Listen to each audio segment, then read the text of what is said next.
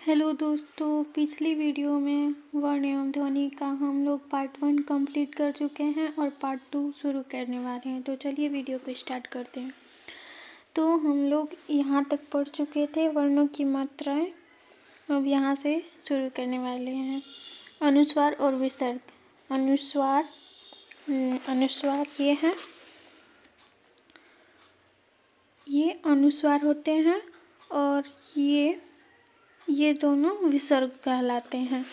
तो ये दोनों अनुस्वार एवं विसर्ग ये दोनों व्यंजन हैं।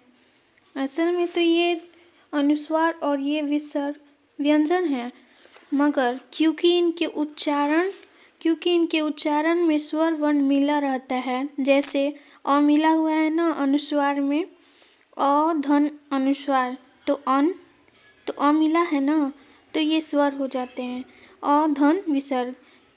तो यह अ हो गया, तो ये आयोग व स्वर वर्ण में आ जाएंगे। इसलिए कि ये स्वर के बाद किंतु स्वर से अलग हैं, आयुक्त लिखे या बोले जाते हैं। हिंदी में विसर्ग का व्यवहार अधिकतर नहीं होता। कुछ ही स्वरों और स्वर वाले व्यंजनों में विसर्ग लगाया जाता है, जैसे अह तो अत, दुख इत्यादि। ड हलंत नहीं, इसे यहाँ पे बिंदु है ना, तो इसको तल बिंदु बोला जाता है। ड और ड तल बिंदु और ढ तल बिंदु, ये हिंदी के दो अतिरिक्त ट वर्गीय व्यंजन हैं। ये शब्द के शुरू में नहीं आते और इनका किसी व्यंजन से संयुक्त रूप भी नहीं होता।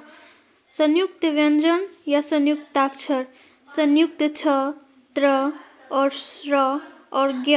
हिंदी में ये संयुक्त व्यंजन हैं।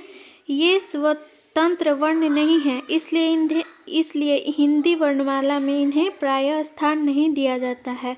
बात यह है कि इन व्यंजनों की रचना में दो व्यंजनों का मेल है, जैसे कि क हलंत और मूर्धन्य स हलंत को मिलाकर संयुक्त छ बना है, और त हलंत और र हलंत के मेल से त्र बना है, और तलाबी स और र हलंत के मेल से स्र बना है, और ज हलंत और य हलंत के मिलाकर ज्ञ बना है, ज्ञ की रचना हुई है। ये संयुक्त व्यंजन कहलाते हैं। संयुक्ताक्षर में दो या दो से अधिक व्यंजनों का मेल होता है और दोनों के बीच स्वर नहीं रहता। जैसे यहाँ पर क हलंत और स हलंत, मूर्धन्य स हलंत के बीच में स्वर तो कोई नहीं आया है। जैसे सत्य, उत्थान, उत्पन्न, ख्याति, कार्य, राष्ट्र इत्यादि। हिंदी ध्वनियों के उच्चारण स्थान। मुंह के जिस भाग से वर्णों की ध्वनियों का उच्चारण होता है उसे उच्चारण स्थान कहते हैं। इन उच्चारण स्थानों को इस प्रकार दिखाया जा सकता है। देखिए यहाँ स्थान है कंठ, तालु, मूर्धा, दंत, ओष्ठ, कंठ, तालु, कंठोष्ठ, दंतोष्ठ, नासिका। और ये वर्ण है कंठ से अ आ, देखिए अ आ, क हलंत, ख हलंत, ग हलंत, घ हलंत, या फिर हलंत नहीं भी लगाएंगे तो अ आ, क ख, ग घ, अंग। इनको उच्चारण बोलते समय हमारे कंठ का उच्चारण होता है, इसलिए इन्हें कंठ्य वर्ण कहते हैं। जैसे बोल कर देखिए क ख, तो कंठ से उच्चारण हो रहा है ना इसका, तो इसे कंठ्य वर्ण कहते हैं। ह्रस्वई, दीर्घई, च हलंत या हलंत को छोड़िए, और च, छ, ज, झ, य तलाबी स। इनको उच्चारण करते समय हमारे तालु का प्रयोग हो रहा है, इसलिए इन्हें तालव्य वर्ण कहते हैं। री, ट, ठ, ड, ढ, ड़, र, मूर्धन्य स। इनको बोलने के लिए हमारे मूर्धा का उपयोग हो रहा है, इसलिए इन्हें मूर्धन्य वर्ण कहते हैं।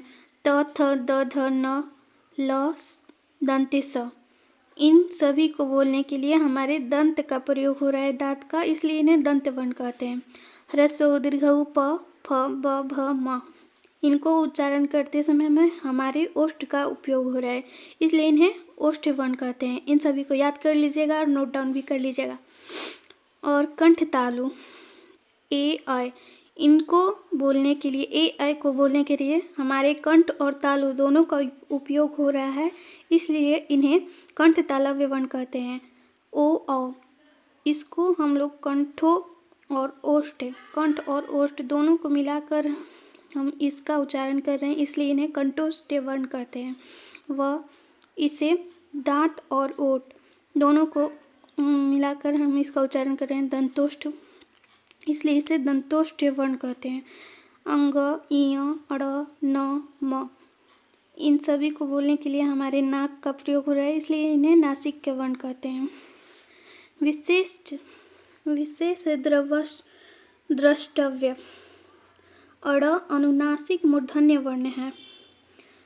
अनुनासिक मूर्धन्य वर्ण है जो अंग की तरह शब्द के अंत में आता है।